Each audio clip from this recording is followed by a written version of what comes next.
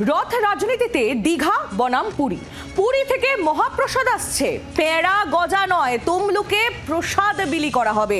Kolkata central অ্যাভিনিউয়ে 1 লক্ষ লোক নিয়ে রথ টানবো, ঠিক এমনই মন্তব্য করেছেন বিরোধী দলনেতা শুভেন্দু অধিকারী। পেঁড়া গজা নয়, তমলুকে মহাপ্রসাদ বিলি হবে, পুরী থেকে মহাপ্রসাদ আসছে। আর শুধু তাই নয়, কলকাতার সেন্ট্রাল অ্যাভিনিউতে 1 লক্ষ লোক নিয়ে রথ টানবো, এমনই মন্তব্য করলেন বিরোধী দলনেতা শুভেন্দু অধিকারী। আপনারা জানেন, জগন্নাথ দেবের প্রসাদ ইতিমধ্যেই রাজ্যের প্রতি ঘরে ঘরে পৌঁছে দেওয়ার কর্মসূচি চলছে, আর তারই মধ্যে এবার পুরী থেকে মহাপ্রসাদ আনার কথা ঘোষণা করলেন বিরোধী দলনেতা। ঠিক কি বলেছেন শুভেন্দু অধিকারী শোনাবো।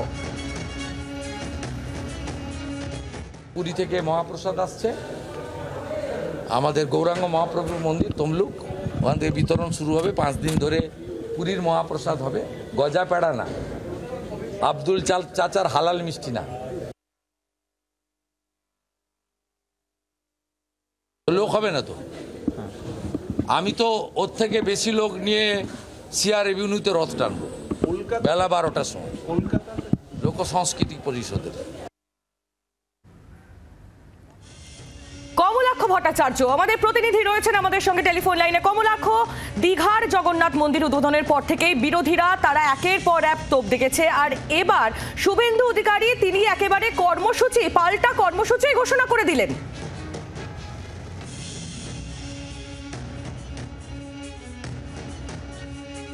শুভেন্দু অধিকারী এবং সেই মহাপ্রসাদ তমলুক এবং মেচেদার যে রথযাত্রার যে উদযাপন হবে সেখান থেকে 5 দিন ধরে বিলি করা হবে সেই মহাপ্রসাদ, এমনটাই ঘোষণা করেছেন শুভেন্দু অধিকারী। এবং তার পাশাপাশি কলকাতা শহর এবং জেলায় তিনি রথযাত্রার দিন এক গুচ্ছ কর্মসূচি নিচ্ছেন।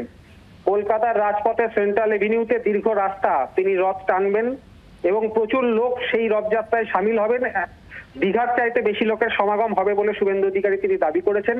এবং তার পাশাপাশি জেলার বিভিন্ন জায়গায় এমনকি বিজেপি নেতৃত্বদের কাছেও তিনি আহ্বান জানিয়েছেন যে রথযাত্রার দিন যাতে সাড়ম্বরে এই রথযাত্রা পালিত হয়, সেই আবেদন তিনি করেছেন। এবং তমলুক এবং মেচেদা থেকেও কিন্তু ঠিক একই রকম ভাবে এই পুরীর মহাপ্রসাদ যেটি আনা হচ্ছে তা বিলি করা হবে এবং 5 দিন ধরে করা হবে বলে শুভেন্দু অধিকারী জানিয়েছেন। সব মিলিয়ে যে বিতর্ক চলছিল, একদিকে দীঘার প্রসাদ, অন্যদিকে পুরীর মহাপ্রসাদ, সেই বিতর্কে কিন্তু আরো আজকে শুভেন্দু অধিকারীর এই ঘোষণার পর সেই বিতর্ক যে আরো উস্কে দিল সেটা বলার অপেক্ষা রাখে না।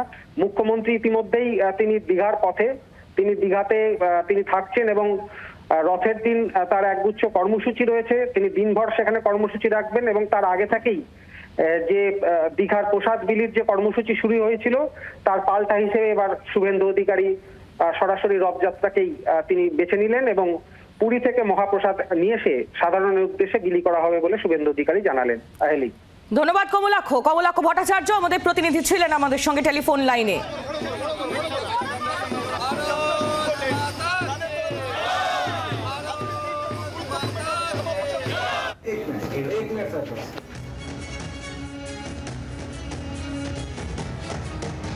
রথ রাজনীতিতে দীঘা বনাম পুরী।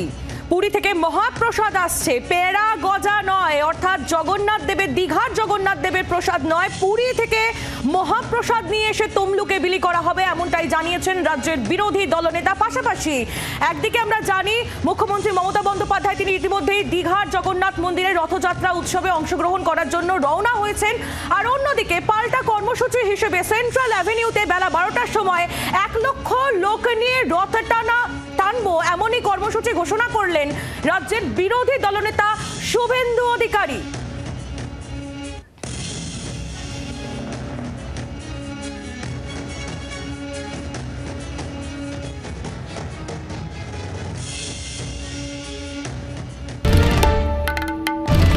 বাংলার আওয়াজ, বাঙালির আবেগ, জি 24 ঘন্টা।